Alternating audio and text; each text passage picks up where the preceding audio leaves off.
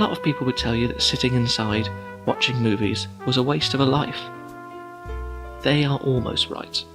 There are so many good movies out there, there's so much good film criticism to explore, and if you spend your time wisely, watching movies is a life lived well. However, there is a way to waste your life with cinema. Let me show you how.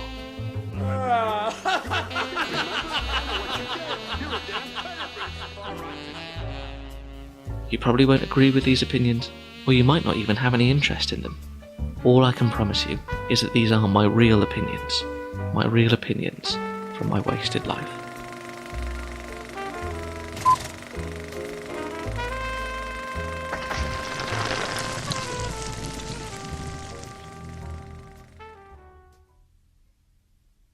My name is Steve Spielberg, and I just directed a movie called Jaws, and Jaws is about to be nominated in 11 categories. You're about to see us sweep the nominations. We're very confident at this very moment, and so if you all have a seat, we'll get on with it. Yay!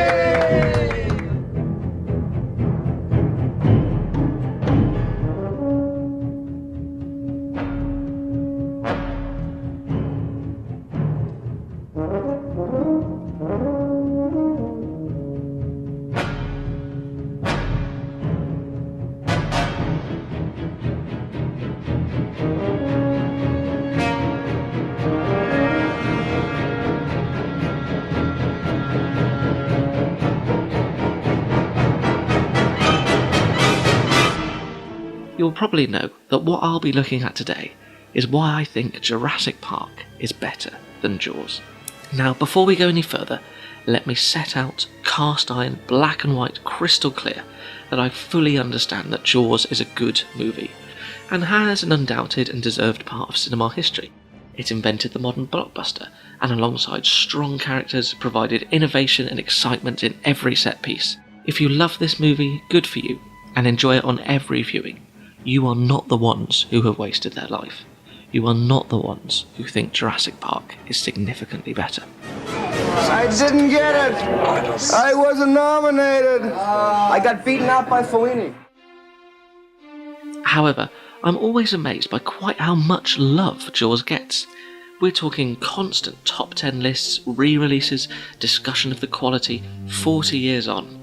Again, this has nothing to do with the quality of the film, but simply that there has been so much amazing stuff produced by Spielberg alone, let alone other movie makers over the past 40 years. Is the influence and impact of its initial release enough to sustain it as a movie judged on its own merits? I could put out loads of examples of other movies that I think are superior, but a lot of these would be different genres, released at different times and different scales in terms of release, so it would get a bit apples and oranges. I mean, I know I'm wasting my life here, but let's not go that far. So this is why I've picked Jurassic Park. They are both big-budget monster movies, created by the same director with a big audience. I believe that Jurassic Park is a better movie, not just in terms of plot and set pieces, but also in terms of its impact to the viewer upon initial release. Again, don't worry if you don't agree. It's me who thinks this. It's me who's wasted their life. Who made the picture? Somebody's mother? The director. This man made yours. Are you kidding? Who's kidding who around here? This is a dark day in Hollywood. Absolutely. Sun is shining, but this is a very This is a dark day for our pal. The greatest picture of all time was made, and they haven't recognized the director. Who made it? The shark? Now, I've based this argument on a point that may be even more controversial than not loving Jaws. Is hiding the monster always the golden rule when it comes to creating an effective horror monster? We are often told that the best thing to do with your monster is not to reveal too much of it. One of the best examples that I can think of is the creature in Alien. When you see the whole xenomorph in production stills and the like, it really isn't that scary. This is why that for so much of the movie you only see a head, tail, or a bit of claw. Undoubtedly this is the right decision, and if you have a monster that is even vaguely rubbish, you hide it away.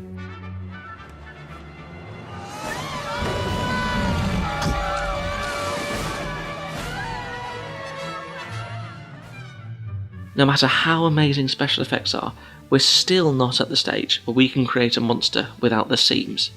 Movie monsters at their best look realistic, not photorealistic. Even these days your brain still knows that whatever creature you're watching, it isn't really there. It's something to do with how the skin is too shiny, how the eyes are not quite right, how so many times there will either be a digital or anthropological tell. Smile, you son of a...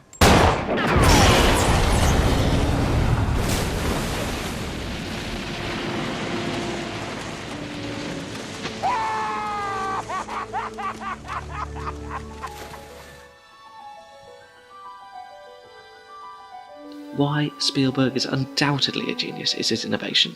He took a movie about a killer shark, dealt with a broken shark, and then turned it into a movie that we still talk about today. And that gives Jaws intrinsic cinematic worth. Because so much of cinema is about influence and audience reaction, it is a film that absolutely deserves to be talked about. But let's skip to the early 90s. By the time we get to Jurassic Park, this is a filmmaker who has access to all the toys in the toy box.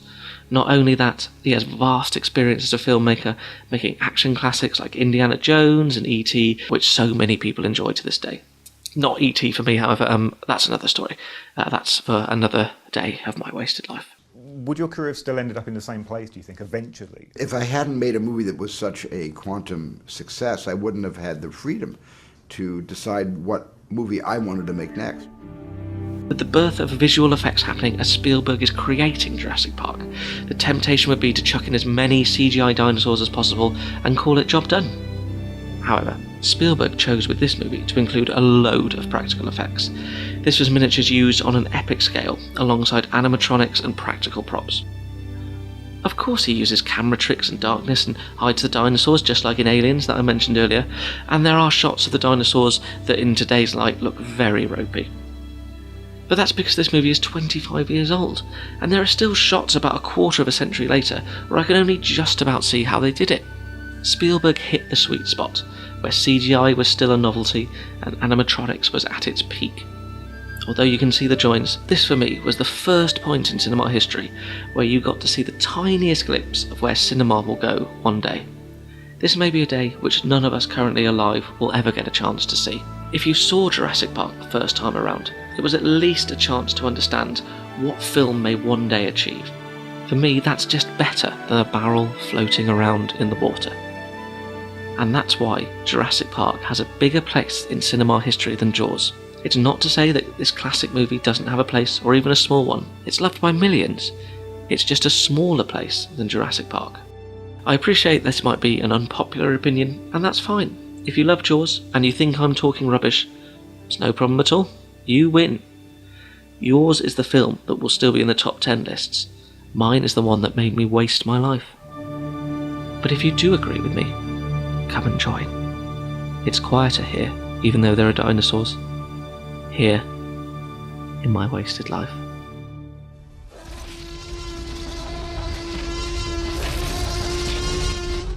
This is called commercial backlash. Right. I don't know if anybody knows the word commercial backlash, No. but when a film makes a lot of money, people resent it. Everybody They do. Everybody loves a winner, Right. but nobody loves a winner. Right.